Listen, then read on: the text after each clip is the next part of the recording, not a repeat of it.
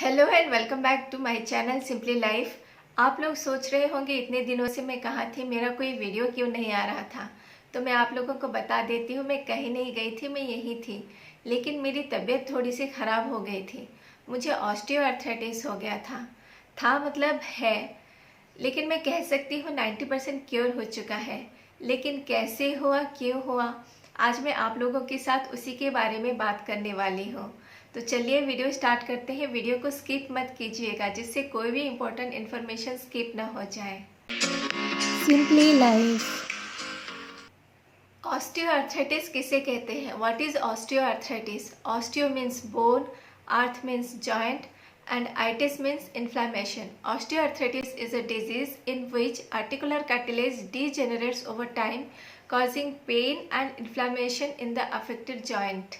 Osteoarthritis जोड़ों की हड्डी पर चढ़ी कार्टिलेज की परत को कमज़ोर करता है, जिससे जोड़ों का सरफेस रफ हो जाता है। इसकी वजह से जोड़ों में दर्द, सूजन, अकड़न होने लगती है। ऑस्टियोआर्थराइटिस होते क्यों है, चलिए जानते हैं। What are the causes of osteoarthritis? First reason है हेरिडिटरी। अगर आपके घर में पहले से ही आपके एंसेस्टर्स में किसी को था तो आपको भी ऑस्टियोआर्थराइटिस हो सकता है। ये कोई निश्चित बात तो नहीं है, लेकिन अगर आपके जीन्स में ये बीमारी आ गई है तो आपको भी ऑस्टियोआर्थराइटिस हो सकता है। सेकेंड रीज़न है इंजरी।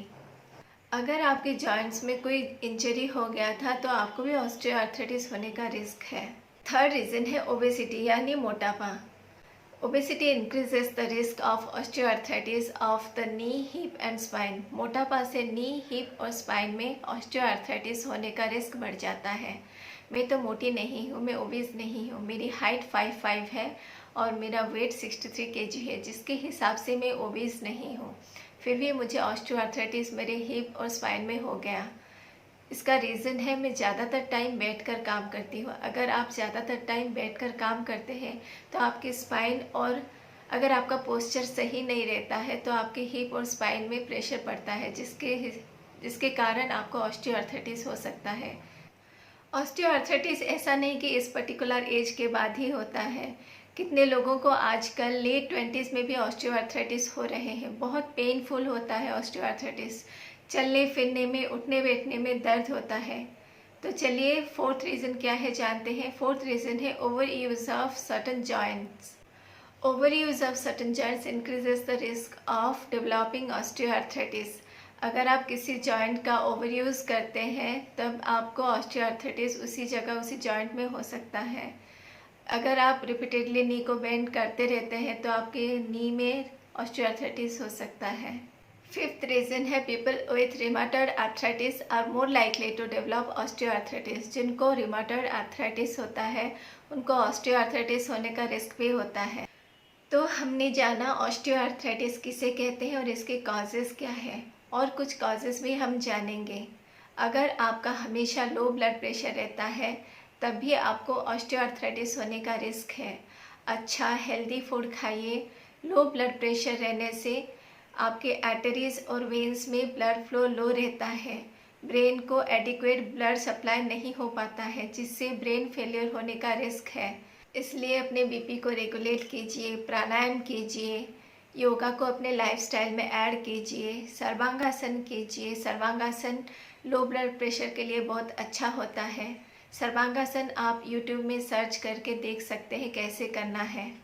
शीर्षासन भी लो ब्लड प्रेशर के लिए बहुत अच्छा होता है, लेकिन इसको यूट्यूब में सर्च करके देखकर मत कीजिएगा।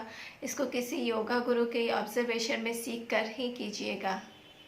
अगर आप ज़्यादातर टाइम डिहाइड्रेटेड रहते हैं, पानी कम पीते हैं, तो भी आपको ऑस्टियोआर्थराइटिस होने का रिस्क है। तो दिन में कम से कम 3 से 4 लीटर पानी पीजिए। अगर आप ज़्यादातर टाइम बैठकर काम करते हैं ऑफिस में तो आपको हिप और स्पाइन में ऑस्टियोआर्थराइटिस होने का रिस्क है, क्योंकि अगर आप ज़्यादातर टाइम बैठकर काम करते हैं, वो भी अगर आपका पोस्चर सही नहीं है, तो आपके हिप और स्पाइन के ऊपर प्रेशर पड़ता है, जिससे आपके हिप और स्पाइन में दर्द होना स्टार्ट हो जाता है।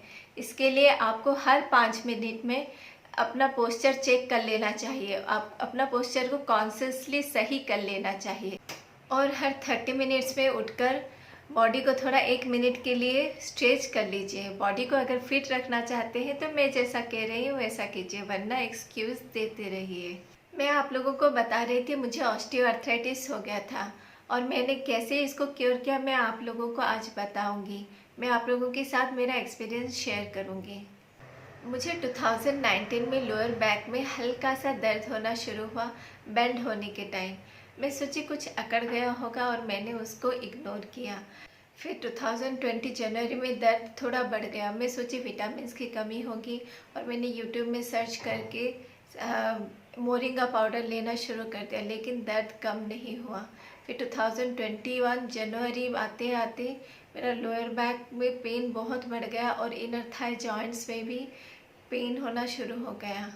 मैंने सोचा इट्स एनफ, अब तो डॉक्टर दिखाना पड़ेगा। मैंने एक एलोपैथिक डॉक्टर दिखाया जिन्होंने मुझे प्रिस्क्राइब किया बेयर्स टॉनिक, HD जाइम, अल्ट्रा डे जो कि एक पेन किलर है, और बालसी एम जो कि कैल्शियम कैप्सूल है। इन मेडिसिन को खाने के बाद मेरा दर्द होना बंद हो गया, लेकिन हर दिन पेन किलर। इन मेडिसिन का साइड इफ़ेक्ट अलग। मेरा गला ख़राब हो गया, हमेशा थ्रोट इन्फेक्शन टाइप रहने लगा, जिसके लिए मैं वीडियो नहीं बना पाई। जैसे कि सब जानते हैं एलोपैथिक मेडिसिन किसी भी बीमारी को परमानेंटली क्योर नहीं करता। आपको इसको कंटिन्यू करते रहना है। फिर इन मेडिसिन का साइड इफ़ेक्ट अलग। मुझे चाहिए था जो मेरे दर्द को परमानेंटली क्योर करे, जो हेल्दी भी हो और जिसका कोई साइड इफ़ेक्ट्स भी ना हो। मैंने यूट्यूब में सर्च किया, मुझे रामदेव बाबा का एक वीडियो मिला जिसमें वो हर प्रकार के आर्थराइटिस के मेडिसिन के बारे में बोल रहे थे। मैं आप लोगों को पहले से ही बता देती हूँ, ये वीडियो स्पॉन्सर्ड नहीं है। मैं आप लोगों को अपना खुद का एक्सपीरियंस शेयर कर रही हूँ। तो उस वीडियो में रामदेव बाबा ने बताया वातारी चूर्ण, चंद्र प्रभावटी और सिंहनाद गुग्गुल, इन तीनों को खाने के लिए बताया, लेकिन कब कैसे खाना है ये नहीं बताया। तो मैंने गूगल में सर्च किया, मुझे मिला वातारी चूर्ण को आप ब्रेकफास्ट और डिनर से के 1 घंटा पहले आप उसको ल्यूकवार्म वाटर में खा सकते हैं, और चंद्र प्रभावटी और सिंहनाद गुग्गुल को ब्रेकफास्ट और डिनर खाने के बाद लेना चाहिए, गर्म पानी के साथ लेना चाहिए। हमेशा याद रखिए गर्म पानी के साथ ही मेडिसिन को खाना चाहिए। मैंने एलोपैथिक मेडिसिन को पहले 1 वीक डिसकंटिन्यू नहीं किया, दोनों को लेती रही। फिर 1 वीक के बाद मैंने एलोपैथिक मेडिसिन को डिसकंटिन्यू कर दिया और सिर्फ आयुर्वेदिक मेडिसिन से ही खाया। तो मेरा दर्द बिल्कुल बंद हो गया। तो मैंने जाना आयुर्वेदिक मेडिसिन काम कर रहा है। आयुर्वेदिक मेडिसिन लेने से पहले जब मैं पहले एलोपैथिक मेडिसिन ले रही थी और लॉकडाउन के कारण मेरा मेडिसिन जब ख़त्म हो गया था और लॉकडाउन के कारण मैं मेडिसिन बाज़ार से ख़रीद के नहीं ला पाई थी और 1 वीक तक मेरा मेडिसिन डिसकंटिन्यू हो गया था, तब मेरा सीवियर पेन हो रहा था। अब 2 मंथ्स हो गया है आयुर्वेदिक मेडिसिन लेने के बाद। मैं डिसकंटिन्यू कर चुकी हूँ एलोपैथी मेडिसिन को और मेरा पेन बिल्कुल भी नहीं हो रहा है। मेरा तो पतंजलि के मेडिसिन काम किया, तो आप भी पतंजलि के मेडिसिन ही ले। दूसरे कंपनी के मेडिसिन काम करेंगे नहीं करेंगे मैं गारंटी नहीं दे सकती, लेकिन पतंजलि के मेडिसिन काम करेंगे मैं इसकी गारंटी दे सकती हूँ, क्योंकि मैं इसका लाइव एग्जाम्पल हूँ। तो ये था मेरा एक्सपीरियंस विद ऑस्टियोआर्थराइटिस जो मैंने आप लोगों के साथ शेयर किया। फिर मिलूंगी, आप लोगों के लिए नई जानकारी लेकर आऊँगी। तब तक के लिए bye and take a good care of your self and stay healthy. जाते जाते आप लोगों को याद दिला देती हूँ, if you like this video then share it with your friends. If you haven't subscribe to my channel yet then please do subscribe and press the bell icon to get the notification as soon as a new video is posted. Bye.